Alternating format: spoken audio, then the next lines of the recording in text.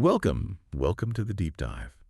So often we just assume our senses give us this, direct, unfiltered view of the world. Seeing is believing, right? But what if the reality you experience, the very environment around you, is far more shaped by your own mind than you could ever imagine? Today we're plunging into a fascinating century-old text that really challenges everything you thought you knew about perception. We're going to unpack excerpts from Applied Psychology, Making Your Own World, by Warren Hilton, originally published way back in 1914. And this isn't just some dusty old book. It's actually the second of a 12-volume series. Pretty ambitious. And it was specifically dedicated to applying psychology to problems of, well, personal and business efficiency. It's packed with surprising insights that feel incredibly relevant even today. Absolutely. And our mission for this deep dive is really to explore Hilton's core ideas about how our minds interact with the world, specifically through what he calls the sense-perceptive process. We'll uncover how understanding this fundamental process can empower you with profound self-mastery and maybe even give you distinct practical advantages in your everyday life. All right, let's dive right into these ideas. Hilton kicks things off with a pretty bold premise. He argues that all human achievement comes about through bodily activity. Okay, but crucially, all that bodily activity is caused, controlled, and directed by the mind. So the mind truly is the central instrument you have to employ for, well, any purpose. Exactly. And to truly harness that instrument, Hilton says, you must understand two fundamental processes. First, there's the sense-perceptive process. That's how we acquire knowledge through our senses and experience. Think of it as the mind's raw material supply. And then there's the judicial process, which is the reasoning, reflective, intellectual side.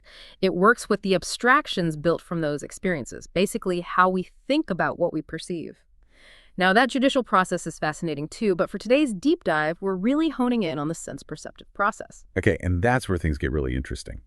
Because Hilton asserts that whatever you know or think you know of the external world comes to you through your senses. Sight, hearing, touch, taste, smell, even secondary senses like muscular feeling or heat and cold. He claims these impressions may be true or false, but they make up all the information you can possibly have about the world around you. Right. And here's the kicker, as you said. Hilton argues that direct perception of an outside reality is impossible. All our knowledge is secondhand. That's his term. Before you can become aware of any object, there has to be this chain of countless distinct physical events between it and your mind. So, for example, reflecting the science of his time, he talks about light as undulations of the ether, which, we now understand differently with photons and waves, but the core idea holds. There's this invisible chain, like air vibrations for sound, that has to happen before our mind even registers anything. These vibrations are transmitted, like particle by particle, from the object to your body. So once those external vibrations reach our bodies, what's the internal journey? How do they become something we actually, experience? Yeah. Is it a direct copy? Well, no, the process continues inside you. These vibrations hit the sensorium, basically, the sensitive ends of your sensory nerves. Think of them as the brain's first receivers. These impressions are then relayed from nerve cell to nerve cell, up the chain, until they reach your central brain. Only then, and he stresses this, not until then, do sensations and perceptions actually occur. He uses the analogy of a human telephone. Airwaves strike your ear, they get communicated by the auditory nerve to the brain, and then that awakens a corresponding sensation of sound. But only if those waves are vibrating within a certain range, right? Like between 30 and 20,000 times a second for sound. It's also likened to a living telegraph, where every single cell along that path has to receive the message, transmit it, and exercise some form of intelligence or, process that signal. That's really counterintuitive, and it leads to an even more surprising point Hilton makes. Yeah. The actual place where a sensation happens. Like if you crush your finger in a door, the pain feels like it's right there, in the finger. But Hilton says that's not actually where it is. Exactly. He points out that the sensation doesn't happen where the impact occurs. It occurs in the central brain tissue. He calls it the organ of the governing intelligence, the organ of consciousness. And he uses the example of phantom limbs. If an arm were amputated, you might still feel tingling in the fingers of the missing arm. Wow. So the feeling isn't in the finger, it's generated in the brain based on the signals received from the finger's nerves or where they used to be. Precisely. And laboratory proof, even back then, supported this. Experiments in physiological psychology showed a measurable reaction time. There's a delay between a sense vibration hitting the body and the sensation actually occurring in consciousness. Like if your blindfolded hand were pricked with a hot needle, you can measure the time it takes to jerk your hand away. During that tiny interval, the message, the news of the assault, travels up through countless sensory nerve cells to the brain, which then sends a command back down through motor nerves telling the muscles to act. It's not instantaneous. Okay, so it's not direct, there's a process, a delay, and it happens in the brain. But here's another layer Hilton brings in. Not everything that hits our senses actually gets processed consciously, right? He talks about unopened mental mail. That's right. The vast majority of sense impressions apparently awaken no conscious reaction. They get registered in the mind, but they are not perceived. Unopened mental mail messages laid aside because they don't hold any present interest. So it's like our brain has this built-in spam filter. Pretty much. This leads to what he calls the selective process that determines conduct. Your mind just cannot consciously process everything. He compares it to a wireless telegraph receiver, which only picks up the vibrations it's specifically attuned to. Your mind is selective and discriminating. It grabs the few sensory images related to your current interests and brings those to conscious perception. Everything else, diverted into the subconscious reservoir of temporary oblivion. So if our perception is so secondhand and filtered like that, what's the big takeaway from this sense-perceptive process for our everyday lives? Well, the big one is this. Your reality isn't some direct feed from the outside world. It's a highly filtered, personalized construction. And that means you actually have far more agency, more control over your experience than you might think, because the crucial processing part happens within you. One immediate practical implication he discusses is the inherent unreliability of sense organs. Even though evolution has made them incredibly efficient over ages, they still show surprising inaccuracies. He calls these sensory illusions. Yeah, and the book has some great examples, like a vertical line will almost always seem longer than a horizontal one of the exact same length. And there are figures showing that lines with breaks in them or filled spaces, they look larger than unbroken or empty ones. Apparently just because our eye takes longer to scan over them. And get this, white objects appear much larger than black ones. The text even mentions cattle buyers back then who learned they had to mentally discount their estimate on white animals and increase it on black ones, just to compensate for that optical illusion. Isn't that something? And these aren't just, fun facts. Hilton immediately highlights their use of illusions in business. Dressmakers avoiding checks and plaids for heavier clients, favoring vertical lines to give an impression of slenderness. That's still common advice today. Manufacturers using checkerboard or plaid boxes to make packages look bigger on the shelf. Advertisers making a building look huge by adding tiny figures next to it or placing a cigar vertically in an ad to make it seem longer. Even just placing numbers on odd-shaped cards or within blank spaces could trick the eye into thinking the object itself was larger. And beyond just design and advertising, he actually took this into personnel assessment, talking about tests for credulity. Yeah. How did that work? Yeah, testing for credulity or power of discrimination. He describes a test where you cut pasteboard into identical shapes, pairs of them. Then you write different two-figure numbers on each pair. Apparently, a susceptible person, someone easily influenced, will tend to pick the card with the larger number written on it, even though the shapes are identical. It shows their judgment is being swayed by the suggestion of the number, not the physical object. Wow, so basically a test for suggestibility. Right. And he says this was actually used sometimes for examining job applicants or finding weaknesses in employees like buyers or secretaries, people who needed to be proof against the deceptions practiced by salesmen. That's quite direct. It is. They even adopted a magician's trick, the force card test, into experimental psychology. If you shuffle cards but make one card, say the ace of spades, somewhat more prominent as you shuffle, the suggestive influence will cause like 9 out of 10 people to pick that specific card.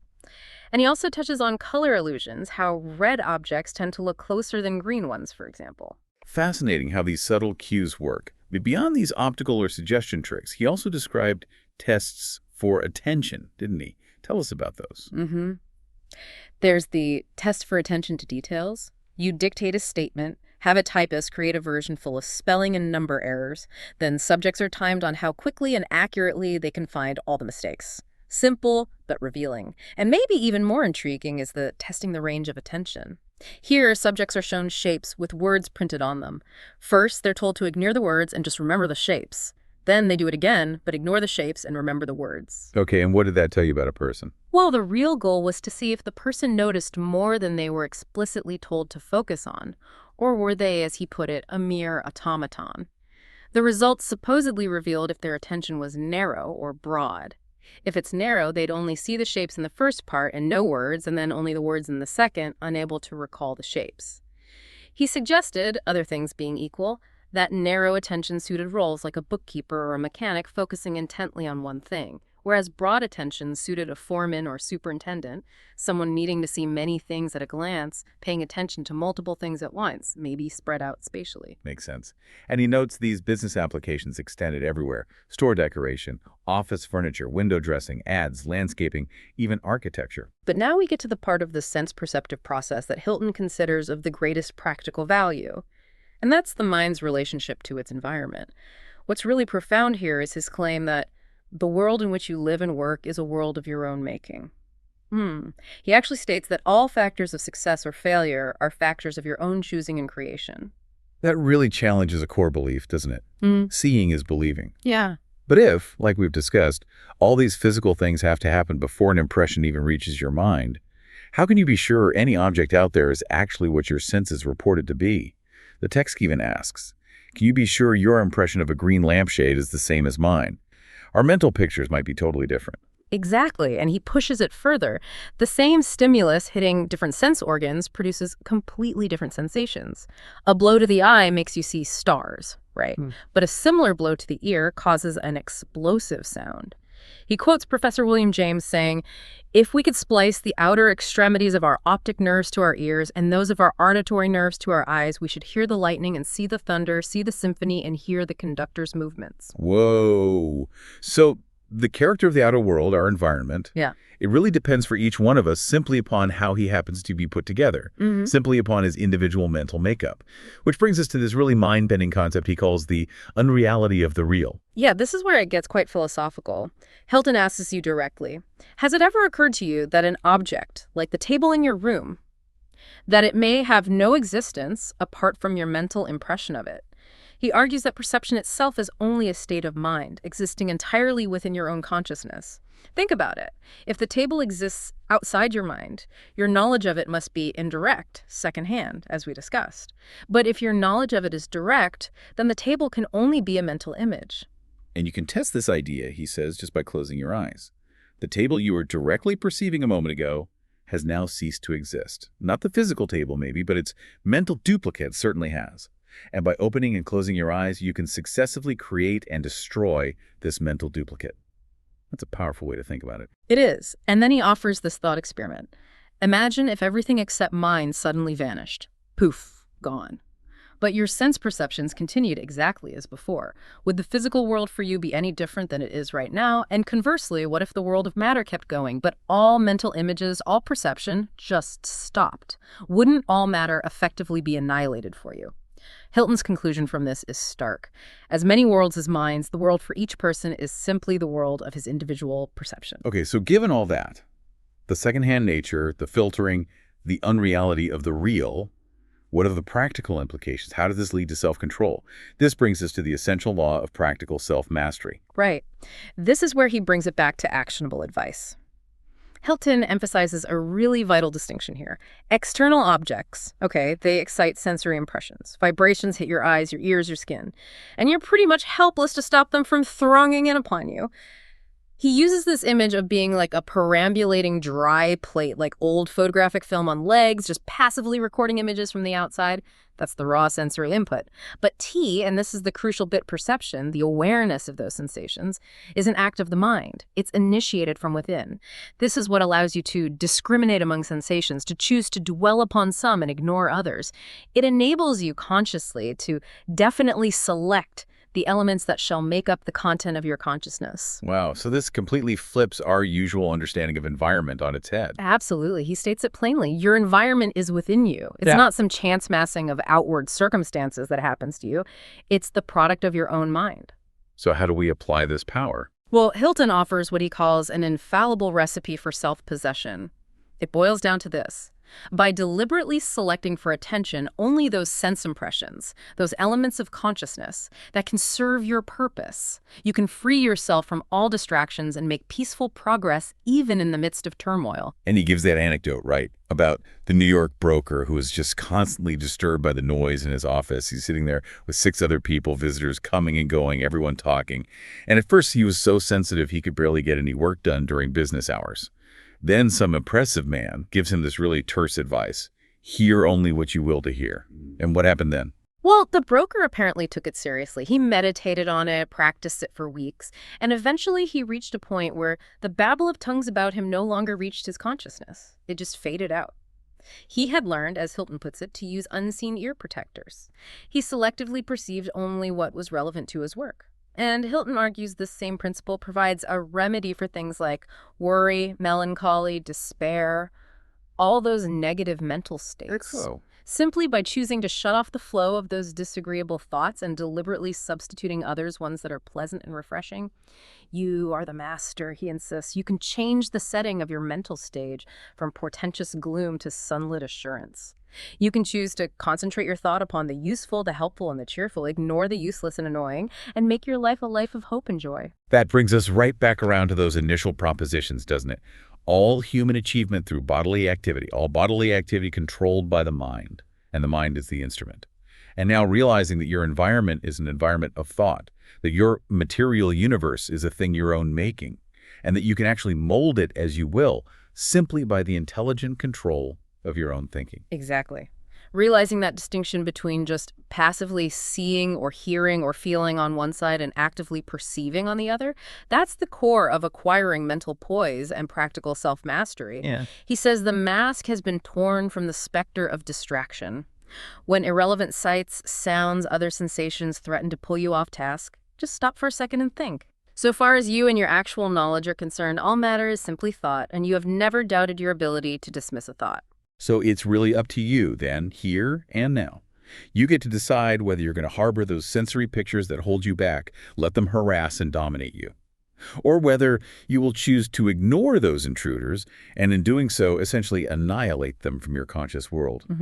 Hilton concludes pretty powerfully that you have within you a living force against which all the world is powerless. You just have to know it and learn how to use it. So what's the ultimate takeaway for you listening right now from this deep dive? It really means that by learning this lesson about your own powers, the secret of controlling your own selective and creative energy inside you, you can truly bring pretty much any project you undertake to the goal of accomplishment. And maybe the final thought to leave you with is this. Given that our reality really is a construct of our individual perceptions, and given that we possess this remarkable power to selectively focus our consciousness, what profound possibilities does this revelation truly open up for actively designing and achieving the life, the successes we truly desire, rather than just reacting to what seems to be out there? Something to really think about. Thank you for joining us on this deep dive into the fascinating world of applied psychology.